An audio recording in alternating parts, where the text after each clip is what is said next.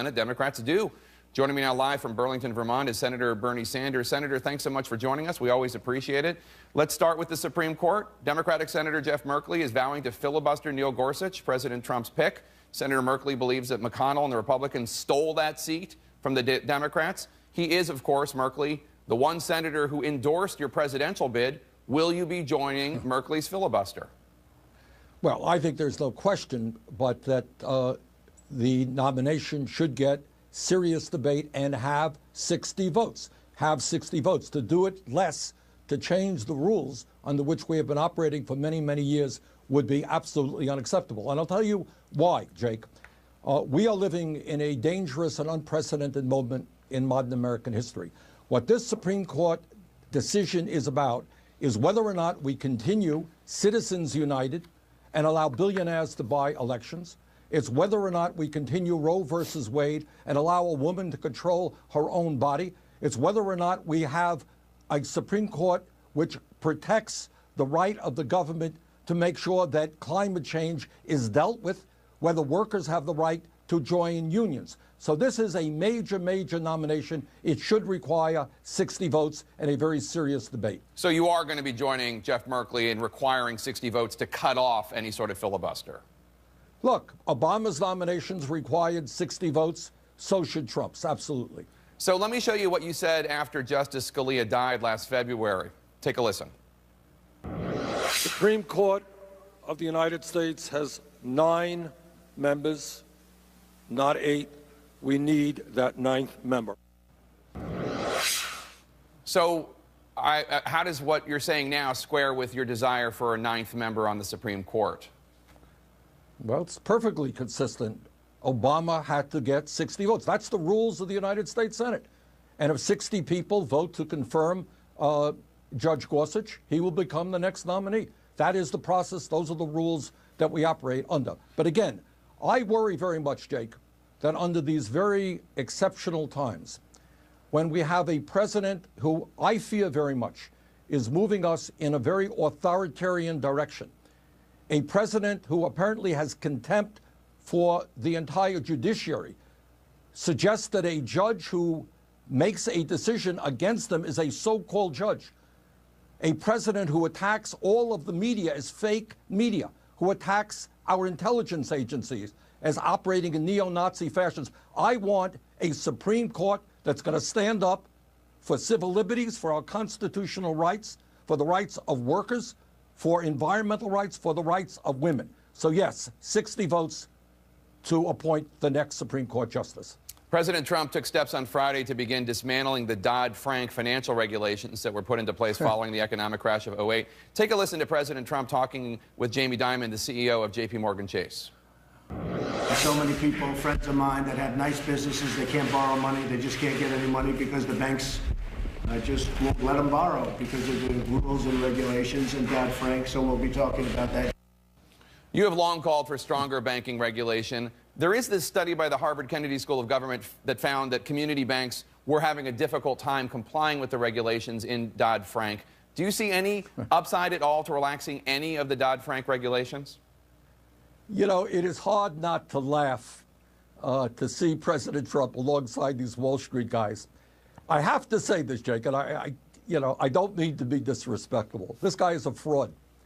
This guy ran for president of the United States saying, Donald Trump, I'm going to take on Wall Street. These guys are getting away with murder. And then suddenly he appoints all of these billionaires. His major financial advisor comes from Goldman Sachs, and now he's going to dismantle legislation that protects consumers. This is a guy who ran for president saying, I'm the only Republican. I'm not going to cut Social Security, Medicare, and Medicaid. And then he appoints all of these guys who are precisely going to cut Social Security, Medicare, and Medicaid. So I hope that all of those folks who voted for Mr. Trump because he thought that he would stand up for working people, man, this guy is, he's a good showman. I will give you that. He's a good TV guy.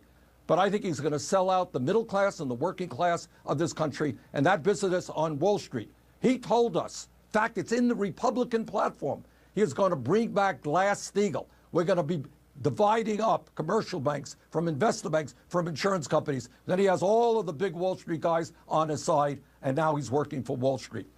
But Senator Sanders, while you very strongly made the case throughout the campaign after Hillary Clinton got the nomination that President Trump would do this, and that even though he was using some of the same rhetoric you used when it came to Wall Street, not to believe him and trust him, there were a lot of Sanders supporters out there who I think believed President Trump, then candidate Trump, partly because there had been so many accusations of Hillary Clinton being so tied to Wall Street. Well, here's my only point, Jake. Look, it is one thing if you run a campaign that says, look, I think Wall Street's great. You know, I think the drug companies are great. I think we have to cut Social Security, Medicare, and Medicaid. And if people want to vote for that, that's fine. That's democracy. But you have a president who I think in a totally fraudulent campaign said that I'm going to stand up for the working people. Look at his cabinet. We've never had more billionaires in a cabinet in the history of this country. Look at his appointees. These are people who are going to go after the needs of working families, the elderly, the children, the sick, and the poor. That is called hypocrisy. And by the way, I think people like Mitch McConnell, who you just had on, who is a mainstream conservative politician, are going to be put into a very, very difficult place. And I would hope that people like Senator McConnell and other Republicans have the courage to stand up, A, to Trump's movement toward authoritarianism, toward a situation where Trump says, everybody is terrible and wrong. I am the only guy who can protect the American people. You know what? Men and women in our military did not stand up and fight and die to lead us in the direction of an authoritarian society. We are a democracy, not a one-man show. We are not another Trump enterprise. It's called the United States of America. We're not a business run by Mr. Trump. And I hope that Senator McConnell, who's a decent guy, conservative guy, I disagree with him on everything. But I would hope that he and his Republican friends will make it clear to Trump that this country belongs to all of us and that it's not a one-man show. Senator, there's a big fight going on right now, as you know, about who will lead the Democratic National Committee. It's starting to shape up as something, a bit of a proxy battle between the Sanders wing and the Obama-Biden wing of the Democratic Party. When former Labor Secretary Tom Perez picked up the endorsement of former Vice President Biden, you said, Joe Biden is a friend of mine, but you went on to say that the question is simple. Do we stay with a failed status quo approach, or do we go forward with a fundamental restructuring of the Democratic Party? Is that what you think of Vice President Biden, that he represents a failed status quo approach? Look, I like Joe, and I certainly have enormous respect for President Obama. But the facts are that despite the reality that we have an extreme right-wing Republican Party, which is way out of touch with the American people on every issue, they now control the White House, the Senate, the House, and 2/3 of the governor's chairs. If we continue along the same way, I think you're going to get the same results. So what I believe is we have got to open up the door of the Democratic Party. You got to bring in working people. You got to bring in young people. We got to raise money by small donations rather than being dependent on wealthier people. And I think we need to fundamentally change the way the Democratic Party does business and how it is prepared to stand up to the big money interest. You can't be on both sides. The Democratic Party has got to say, yeah, we're going to take on the greed of Wall Street, the greed of the pharmaceutical industry, the greed of corporate America that throws American workers out on the streets and moves to Mexico and China. We are on the side of the elderly and the workers, not on the side of big business. That's a decision that the Democratic Party has got to make.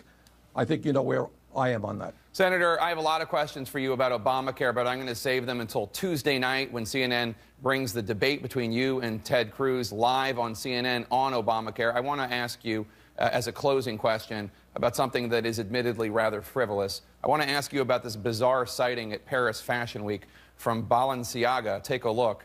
These are a number of people, models on a runway in Bernie clothes. Did you ever think that you would become a fashion icon? No, not quite, Jake. I think of my many attributes, being a great dresser is, or a fashion maven is not one of them. Well, apparently there's a designer out there who begs to differ. Senator Sanders, thank you so much. Really appreciate it. And of course, Senator Sanders will join us again Tuesday night for the next CNN debate. Make sure to watch as he and Senator Ted Cruz go head-to-head on what comes next for Obamacare as President Trump seeks to repeal and replace it. That's this Tuesday live at 9 p.m. Eastern. right here on CNN. Our thanks to Senator Sanders. Coming up,